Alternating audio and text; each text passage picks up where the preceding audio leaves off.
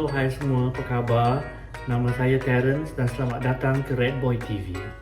Sejak lebih kurang 15 tahun dahulu dan sebelum kewujudan COVID-19, saya sering kali bercuti di luar negara, negara-negara yang dekat dengan kita seperti Brunei, Myanmar, Thailand, Laos dan Cambodia. Dan sebahagian daripada aktiviti percutian saya adalah turut serta bersama dengan program-program homestay yang diusahakan oleh pengusaha-pengusaha homestay di negara-negara berkenaan.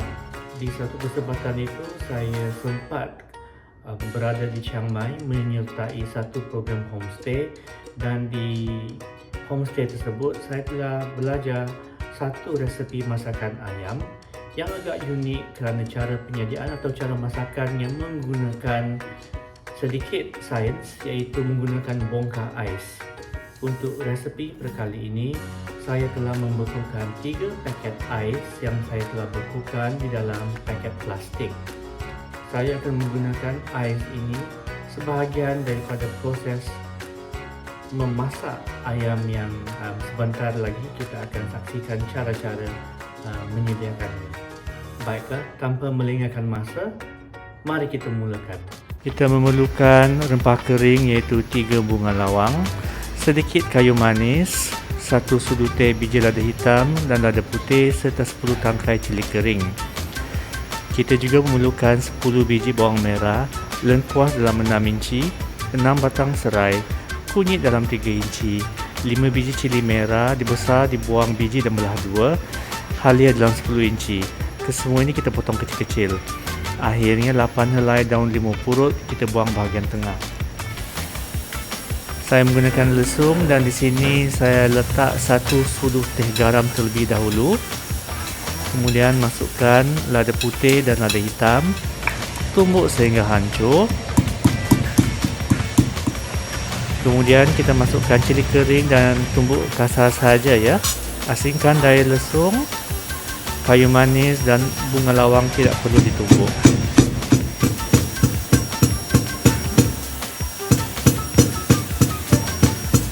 Sekarang kita akan memulakan proses menumbuk bahan-bahan lain, dan memandangkan lesung saya ini agak kecil, maka saya akan menumbuk bahan-bahan ini sedikit demi sedikit.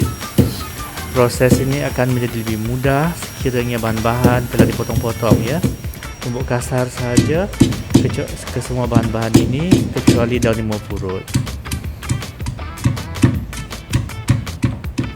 Sekarang kita masukkan semua bahan-bahan tadi ke dalam bekas yang besar-besar. Masukkan kayu manis, bunga lawang dan daun limau purut, tegau rata ya. Bagi perasa pula, masukkan 3 sudu besar sos ikan, 1 sudu teh serbuk perasa ayam dan 1 sudu teh gula perang. Kita gaul rata agar bahan-bahan tadi sebati.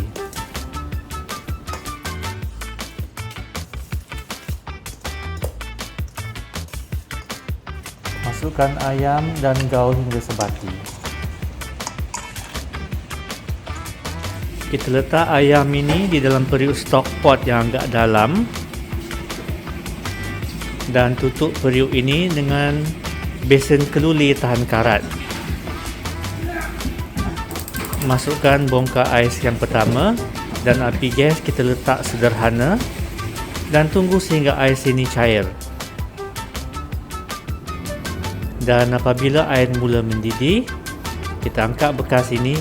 Hati-hati ya, gunakan sarung tangan kain apabila mengangkat bekas ini.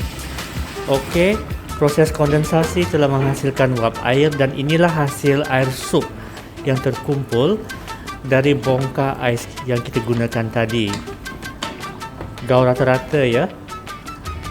Letak semula bekas tadi dan tutup periuk ini dan letak bongkar ais yang kedua pula.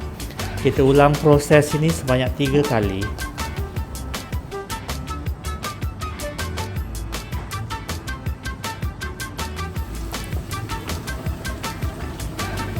Dan begitulah seterusnya, ini proses kedua, dan jika dilihat semakin banyak air rebusan ayam semakin terhasil daripada proses ini. gaul rata-rata juga ya, jangan lupa.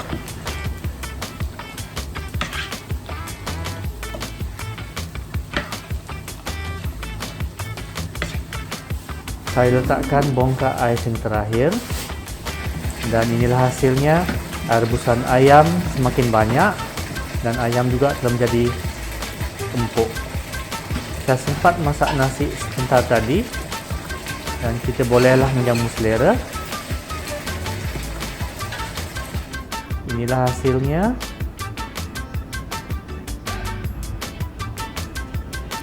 Selamat menjamu selera. Kita jumpa lagi di episod yang akan datang.